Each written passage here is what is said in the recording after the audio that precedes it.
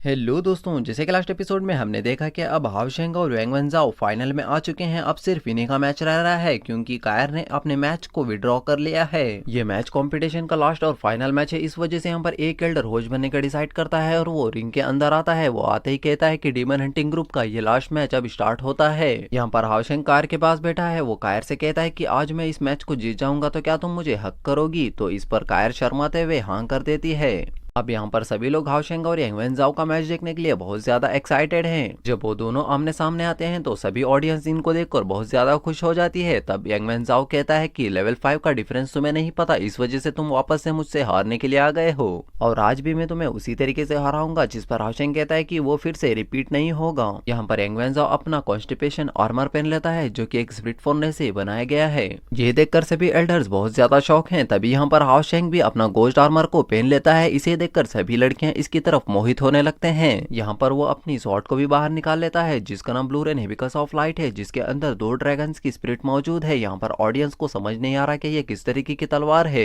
सभी एल्डर्स ये देखकर तुरंत समझ जाते हैं कि ये मिरेकल स्वॉर्ड है और 6000 सालों से सो रही तलवार को हाओशेंग के हाथों में देखकर सभी एल्डर्स बहुत ज्यादा शॉक्ड हैं। तभी यहाँ पर चीफ पलादिन कहते हैं कि हाओशेंग इस स्वॉर्ड का हकदार है क्योंकि उसने सभी टेस्ट को पार करते हुए इसको हासिल किया है। यांग वेनजाओ यही है जो टॉप 10 की रैंकिंग में आता है और इसके पास सी ऑफ स्पिरिट फर्नेस की पावर है और दूसरी तरफ वो है जिसके पास प्योर अलायंस की सबसे ताकतवर स्वॉर्ड मौजूद है और इन दोनों का मैच देखने लायक होगा। सभी एल्डर्स इन दोनों का मैच देखने के लिए बहुत ज्यादा एक्साइटेड हैं और वो सोचने लगते हैं कि इन दोनों में से कौन जीतेगा।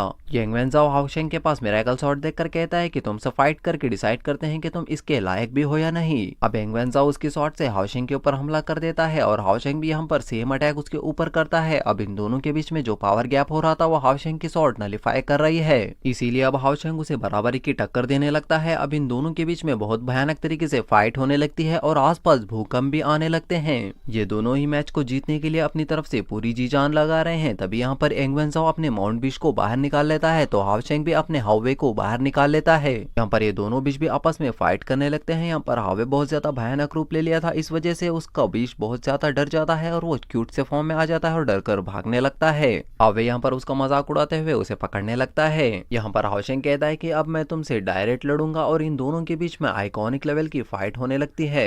यहाँ पर यांग वेनजाओ भी पीछे हटने वालों में से नहीं है और वो कहता है कि यहाँ पर सिर्फ एक ही विनर हो सकता है और वो मैं हूँ। यहाँ पर हाओशेंग कहता है कि अब फिर तुम मेरे असली स्किल्स को देखोगे और हम दोनों ही लेवल 5 पर मौजूद हैं। अब यहाँ पर विनर का डिपेंड सिर्फ इसी पर हो सकता है कि किसकी स्किल सबसे ज्यादा स्ट्रॉन्ग है। हाओशेंग अब लाइटनिंग स्टेप शॉट की टेक्निक को इस्तेमाल करता है और यांग वेनजाओ के ऊपर कई सारे शॉट को हमला करने के लिए छोड़ देता है। यांग वेनजाओ यहाँ पर सभी शॉट को डिस्ट्रॉय करते हुए उसके ऊपर अटैक कर देता है। यहाँ पर यांग वेनजाओ भी कई सारे स्किल्स को इस्तेमाल कर रहा है जैसे कि टेलीपोर्ट होना और पोर्टल को ओपन करके उसी का अटैक उसके ऊपर वापस से छोड़ देना। यहाँ पर हाओशेंग उस अटैक को भी ओवरकम कर देता है और यांग वेनजाओ को चेन्स में बांध देता है। यहाँ पर Yang Wenzhao first turn using killing technique का इस्तेमाल करता है और इसी टेक्निक से हाओशेंग को वो पहले भी हराया था। हाओशेंग यहाँ पर तुरंत उस साइक्लोन से बाहर निकलने लगता है लेकिन यांग वेनजाओ उसके सामने आकर उसे रोकने लगता है। तभी यहाँ पर वो अपने स्टार ओशन स्पिरिट फोर्नेस का इस्तेमाल करते हुए उसके ऊपर कई सारे क्रिस्टल्स को छोड़ देता है। तभी यहाँ पर सभी एल्डर्स मिलकर उनके चारों तरफ एक शील्ड को बना देते हैं क्योंकि ये दोनों भयानक तरीके से फाइट कर रहे हैं। यहाँ पर हम देख पाते हैं कि हाओशेंग बहुत बुरी तरीके से घायल हो चुका है। यहाँ पर हाओशेंग डबल रश एंड रिस्ट्रेन का इस्तेमाल करता है, इस वजह से यहाँ पर अरेना का पूरा बेस टूट जाता है और वो दोनों नीचे गिरने लगते हैं। ये दोनों नीचे गिरते हुए भी आपस में फाइट कर रहे हैं। ये सब ऑडियंस एक स्क्रीन की मदद से देख पा रहे हैं। ये दोनों अब फाइटिंग एरेना के अंदर बिल्कुल भी नहीं है, वो दोनों नीचे गिर रहे हैं लेकिन यहाँ पर ये दोनों बहुत भयानक तरीके से फाइट कर रहे हैं और इन दोनों में से कोई भी हार मानने के लिए तैयार नहीं है। यहाँ पर यांग वेनजाओ अपनी फुल पावर तक पुश हो चुका है और वो समझ चुका था कि हाओशेंग की यहाँ पर स्पिरिचुअल एनर्जी बहुत कम हो गई है, इस वजह से वो उसके ऊपर भारी भारी अटैक्स करने लगता है। फिर ये दोनों अपने अपने ड्रैगन्स को बाहर निकालकर एक दूसरे के ऊपर अटैक करते हैं और वहाँ पर एक बहुत बड़ा ब्लास्ट हो जाता है और वो दोनों नीचे गिर जाते हैं। यहाँ पर सभी ऑडियंस सोचने लगते हैं कि इन दोनों में से कौन जीता है। ये दोनों ही रिंग के अंदर आ चुके हैं और इन दोनों की पावर बस अब खत्म होने वाली है। तभी ये दोनों ही वापस से एक दूसरे के ऊपर अटैक करते हैं। यांग वेनजाओ यहाँ पर ओशियन ऑफ स्टार का इस्तेमाल करके अपने कई सारे क्लोन्स बनाकर हाओशेंग के ऊपर हमला कर देता है। हाओशेंग यहाँ पर डिवाइन डिफेंस का इस्तेमाल करता है और अपनी स्वॉर्ड से यांग वेनजाओ के ऊपर हमला करता है जिस वजह से यांग वेनजाओ दूर जाकर गिरता है और उसकी स्वॉर्ड भी टूट जाती है।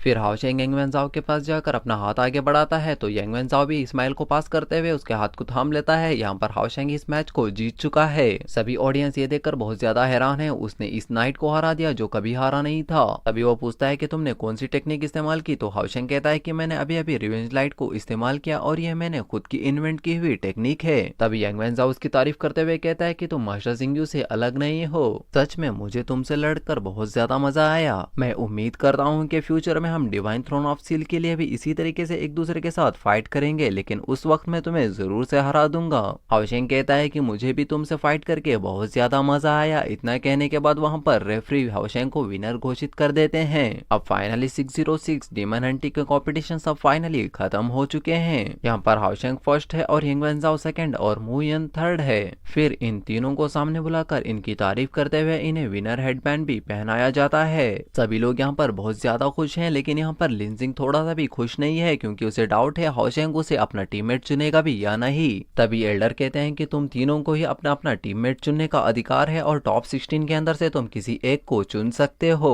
हाओशेंग यहाँ पर फर्स्ट होने की वजह से उसे सबसे पहले टीममेट चुनने का मौका दिया जाता है। यहाँ पर चेरी को लगता है कि हाओशेंग जरूर से कायर को चूज करेगा और लिनजिंग को भी लगता है कि वो जरूर से कायर को ही अपना टीममेट बनाएगा। लिनजिंग यहाँ पर सोचने लगता है कि हाओशेंग जो वादा किया था वो उसे तोड़ देगा और वो कायर को ही अपना टीममेट बनाएगा। कायर भी यहाँ पर सोचने लगती है कि हाओशेंग उसे ही अपना टीममेट चूज करेगा क्योंकि हाओशेंग कह के गया था कि इस मैच के बाद वो दोनों थोड़ा सा टाइम स्पेंड करेंगे। लेकिन हाओशेंग यहाँ पर थोड़ी देर सोचने के बाद अपना टीममेट लिनजिंग को चुन लेता है। ये देखकर सभी लोग बहुत ज्यादा शौक हो जाते हैं और इसी के साथ ये एपिसोड यहीं पर खत्म होता है।